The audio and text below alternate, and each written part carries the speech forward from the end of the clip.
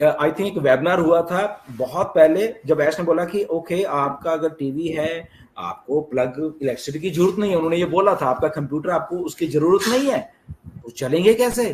तो here is the technology now, किसी ने नहीं दी है। ओके, तो मे बी मिस्टर ऐश करे अपना टीवी उठाओ, आप जंगल में जा रहे हो, वहां पे लगाओ, टीवी चल रहा है। ओके, क्यों चल रहा है? क्योंकि उसको पावर बैकअप है, जो whatever the thing is that, तो वो दे उसका एक नया सोल्यूशन निकाल लिया गया। तो ये सारी चीजें मिलके एक रीशेप करेंगी। कैसे? जब वो इनोवेशन सामने लोगों के डेली यूज में आएगी, तो एनवायरमेंट फ्रेंडली हो जाएगा, कार्बन कार्बन एमिशंस कम हो जाएंगे। कार्बन एमिशंस कम होने से क्या होगा? ग्लोबल वार्मिंग कम होगी। ग्लोबल वार्मिंग कम होगी तो पेड़ पौधे ये वो ग्रीनरी ज्यादा होगी तो एटमॉस्फेयर साफ होगा, एटमॉस्फेयर साफ होगा तो ऑक्सीजन ज्यादा होगी, ऑक्सीजन ज्यादा होगी तो हमारे हमारे अंदर जब हम सांस ले रहे हैं तो वो फ्रेश ऑक्सीजन जाएगी, फ्रेश ऑक्सीजन जाएगी, हमें किसी दवाई की जरूरत नहीं पड़ेगी, दवाई की जरूरत नहीं पड़ेगी तो हम बिल्कुल सही रहेंगे, बिल्कुल सही रहेंगे तो हम ऑन पैसे में एंजॉय करेंगे। सिंपल कॉन्सेप्ट है ये भाई, राइट?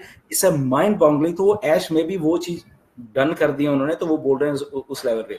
एक छोटी सी बात बताता हूँ आपको, ये ब्रिटिश कोलंबिया है, कनाडा, इतनी प्योर है यहाँ की एयर, नीरज, राइट? प्योर पानी, प्योर, राइट? आप जस्ट बाहर जाओ, 5-6 लंबे सांस खींच लोगे ना आप अच्छे तरीके से, वो टॉनिक की तरह काम कर रहे हैं यहाँ पे, आपको कुछ करने की, क्योंकि फ्रेश। अब दूसरी तरफ पोल्यूटेड एयर, अब फ्रेश अंदर ले रहे हो, आपको अच्छी करे, पोल्यूटेड एयर इनहेल कर रहे हो तो आपको 3600 बीमारियां लग रही हैं।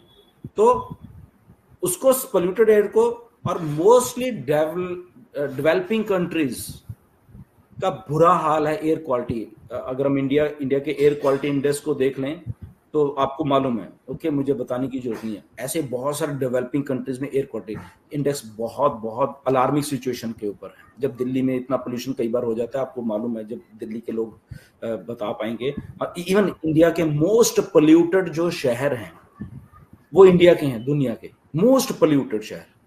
दैट मीन्स हमने अपने एनवायरनमेंट को हमने वो किया ही नहीं है, हम इतना तोड़ मरोड़ दिया है। तो आई थिंक ऑन पैसिव के इस डिस्ट्रप्टिव रीशेपिंग द प्लेनेट की सबसे ज्यादा जरूरत हमें इंडियंस को है। हमारे इंडियंस में अच्छा हो एटमॉस्फेयर, हम लोग सब वहां पे अच्छे हो रहे, तो ऑन पैसिव इसलिए आई थिंक इंडिया में सबसे ज्यादा है। ओके, तो सबसे ज्यादा रीशेप मुझे लग रहा है इंडिया होने वाला है ऑन पैसिव से, राइट? सो ऐसा करके है नहीं, आई होप मैं थोड़ा समझा पाया हूँ जितनी नॉलेज है मुझे। Thank you sir, and welcome Pradnyesh, कैसे हैं आप? I am absolutely fine sir, and thank you so much मुझे यहाँ इनवाइट करने के लिए। स्वागत है सभी आप सुनने वालों का, सभी को नमस्कार, वेलकम सभी का। और बहुत अच्छा टॉपिक चल रहा था, मैं बहुत ध्यान से सुन रहा था। और डेफिनेटली हमने जो पिछले लास्ट वेबिनार में जो एक्सपेक्ट किया, जैसे नीरज ने सबसे पहले बताया कि सबने पेमेंट के रिगार्डिंग एक्सेप्ट एज्यूम्शन कर रखा था कि आज कुछ ब्रेकिंग न्यूज बड़ी वाली आएगी, एंड डेफिनेटली कुछ और ही सीन बना। और देखिए दोस्तों, यहाँ पे कुछ भी मतलब गड़बड़ वाली बात नहीं है, या मतलब डिले करने का कोई बहाना नहीं है। बहुत सारे लोगों के मैंने मुंह से सुना, ऐसी कोई बात नहीं। वहाँ कमिटमेंट देखो दोस्तों, या हम्बलनेस देखो। उन्होंने ये कहा कि मैं बिजी हूँ, अगले 15 दिन तक बिजी हूँ, नहीं आ पाऊंगा, इसलिए मैंने पार्ट 2 करके वो आए, हमारे सामने आए, हमसे बात की, जो भी प्रॉब्लम्स थी उन्होंने वो भी कही, सारी चीजें कही। और वो कमिटेड है दोस्तों, आपसे दोबारा पैसा नहीं लेने के लिए कमिटेड है, आपको वो क्वालिटी देने के लिए कमिटेड है। उन्होंने कहा कि नहीं, मैंने जो विजुअलाइजेशन किया है या जो मेरी प्लानिंग है उसके साथ ये मैचिंग नहीं कर रहा है, तो थोड़ा सा टाइम लगेगा, तो ठीक है, ओके, हमें देना है, हम साथ हैं उनके, हम उनके विजन और मिशन के साथ हैं। और डेफिनेटली यहाँ पे हमें इस समझने की जरूरत होगी, उनको हमें समझने की जरूरत है दोस्तों, डेफिनेटली। और यहाँ वो इतनी हम्बली मेहनत कर रहे हैं ना हम सब के लिए, तो डेफिनेटली साथ देना बनता है दोस्तों। कोई डिले का कोई कारण बना के नहीं, यहाँ पे जानबूझ के कुछ भी नहीं किया जा रहा है। हमारा फ्यूचर प्रिपेयर्ड हो रहा है, और बहुत अच्छी तरीके से प्रिपेयर्ड हो रहा है। जिस दिन भी आपके सामने आएगा ना, डेफिनेटली आपके होश उड़ने वाले हैं। और वो जो आप जो एक एजम्पशन कर रहे हो एस बम, उससे भी शायद ज्यादा ये बड़ा होगा। तो मैं तो सिर्फ इतना सोचता हूँ दोस्तों कि अगर हमें कुछ कॉन्फिडेंस के बारे में सिर्फ 5% पता है, आप सोचो 95% हिडन है और ये 5% भी हमको जबरदस्त लग रहा है, तो 95% जब ओपन होगा तो क्या होगा? आप उसको उस लेवल से सोचो ना दोस्तों, क्यों नहीं सोच पाते? हम तो जबरदस्त है दोस्तों, हम बहुत अच्छे व्यक्ति के साथ है। और जैसे अभी धीरेन्द्र सर बोल रहे थे कि हाँ, सीईओ को तो बहुत मतलब वो रिजिड होना चाहिए, मतलब पावरफुल होना चाहिए, नहीं ये तो हो वो तो हो, डांट देना चाहिए वगैरह। तो यहाँ कितनी पोलाइट, इतने बड़े लेवल का एक आदमी जो वर्ल्ड लेवल पे इतनी बड़ी इंडस्ट्रीज को डेवलप करना, हर और दूसरे पार्ट भी हम काम कर रहे हैं, फिजिकल प्रोडक्ट पे, डाटा सेंटर्स पे, वेरियस सेक्टर्स में उनका काम है, गवर्नमेंट के साथ पेमेंट के प्रोसेसर के रिगार्डिंग, सॉफ्टवेयर डेवलपमेंट के रिगार्डिंग, और उसमें भी वो क्वालिटी कंसिस्टेंसी मेंटेन करने के साथ रात दिन कितनी जगह अलग अलग टाइम जोन में उनको काम करना पड़ता होगा, फिर भी वो आते हैं, कितनी भी तकलीफ में है उन पे चेहरे पे वो भाव नहीं आता।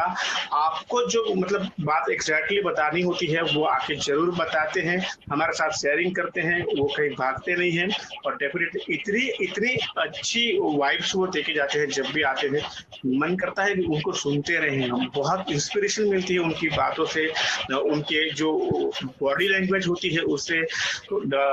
तो कभी भी हमें छोटी छोटी बातों से हमारे अंदर जो नेगेटिविटी या मतलब हमारी थॉट प्रोसेस चेंज हो जाती है ना, हम अच्छा सोचते कुछ और सोचने लगते हैं। तो बेसिकली हमारा वो जो ये बिजनेस का जो प्रोसेस है, या हम जिस इंडस्ट्रीज के साथ जुड़े हैं उसका जो एग्जैक्ट क्लियर व्यू हमें आना चाहिए, वो आया नहीं होता है दोस्तों हमें, इसलिए ऐसा होता है।